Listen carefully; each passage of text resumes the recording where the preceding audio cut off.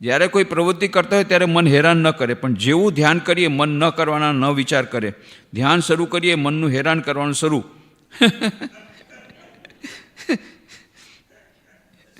આ ઘણા લોકોની આ વાત છે.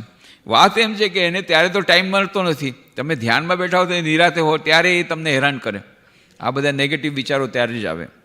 તો અને ક્યારેક ક્યારેક નેગેટિવ વિચારો બહારથી નથી આવતા, અંદરથી આવે છે. અચેતન મનમાં બધા પડેલા છે. આપણને લાગે આ ક્યાંથી આવ્યા, બહારથી ક્યાંયથી નથી આવ્યા, એ અંદરથી જ આવ્યા છે. એટલે સ્વામી અદ્ભુતાનંદજી મહારાજ બહુ સુંદર વાત છે. કોઈ કંઈ કીધું કે ભાઈ આવી રીતે હું તો મંત્ર જાપ વધારે દીધા તેમાં તમારે હજી સમસ્યા થઈ ગઈ. અમારે એકદમ હજી વધારે ને વધારે મન ચંચળ થઈ ગયું. અને આ બધા આવી રીતે જે કોઈ દિવસ નહોતા વિચારે એવા વિચાર આવે છે.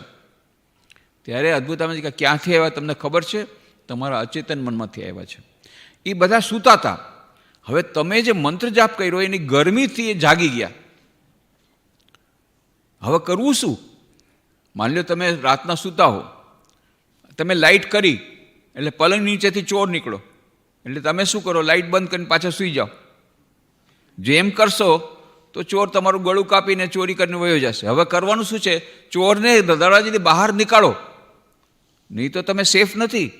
આપણને એમ લાગે અરે ભાઈ આ જે લાઇટ કરીને એમ જ મુશ્કેલ થઈ, લાઇટ નહોતી થઈ ત્યાં સુધી આપણને ખબર જ નહોતી ચોર છે. નહીં, લાઇટ કર્યું સારું કર્યું. એવી રીતે ક્યારેક ક્યારેક આપણે મંત્ર જાપ કરીએ તો અંદરથી આ બધા નીકળે, જે વિચારો જે આપણે કોઈ દિવસ નહોતા કર્યા એ અચેતન મનમાંથી આવે છે, બહારથી નથી આવતા.